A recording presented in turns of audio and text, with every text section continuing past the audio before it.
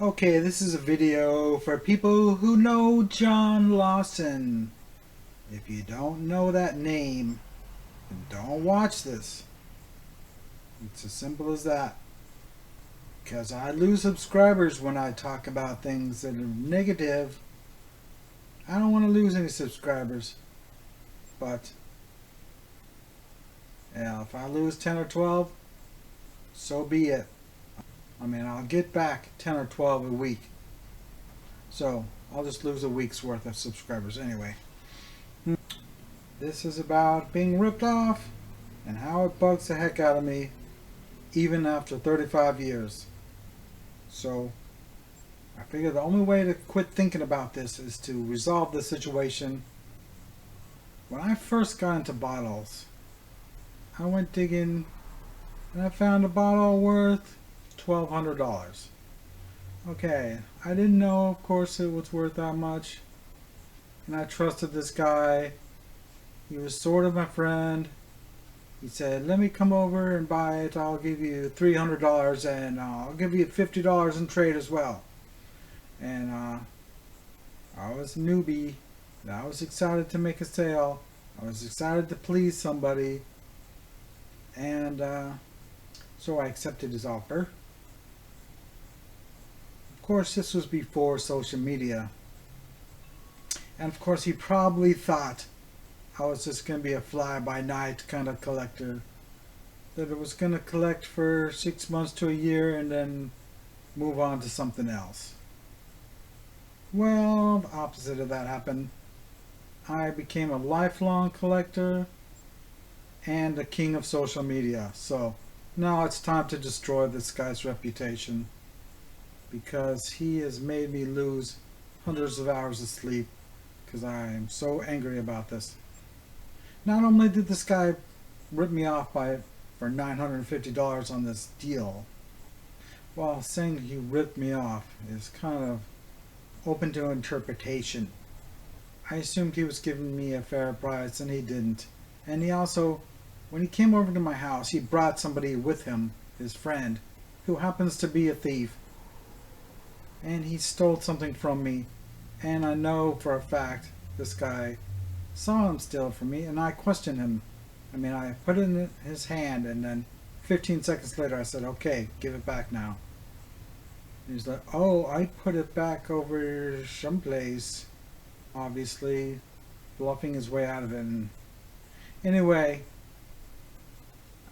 what could I do? Start a fist fight with the guy? I sure wish I would have now. I would sure love to smash that guy's face in right now. But I don't even know if this guy is still alive. I haven't heard about him for a long time. His name is Mike Albin. And now another thing he said. A few months later he said, you better not come digging in San Francisco or I'll slash your tires. If that isn't pure jealousy, then I don't know what is.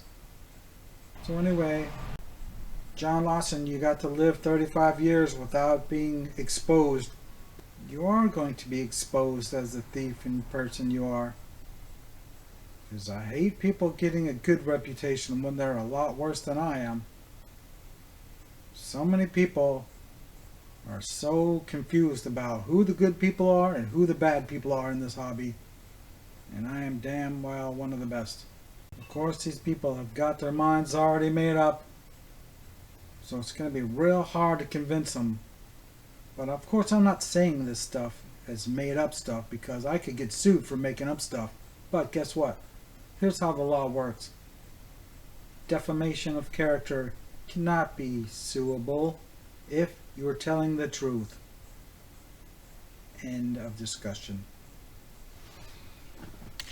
I've been threatened to be sued for defamation of character before, so I spent hours and hours studying all the things there is to know about it, and this is what I come up with. No matter how badly you hurt somebody's reputation, you're allowed to do it as long as you're telling the truth. Yeah, you probably thought you'd get away with it. You probably thought I would just be in the bottle scene for a few months and then I'd move on to something else and never figure it out. The complete opposite happened.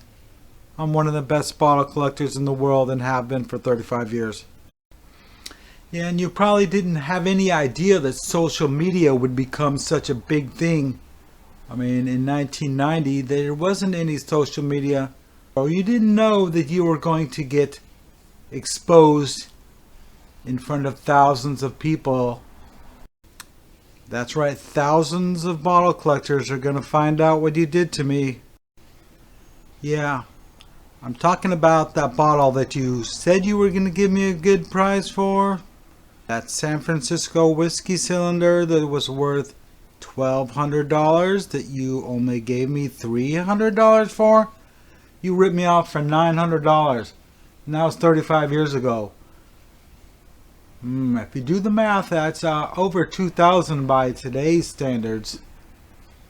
And of course, your friend stole something probably worth $500 from me. So you owe me about $2,600.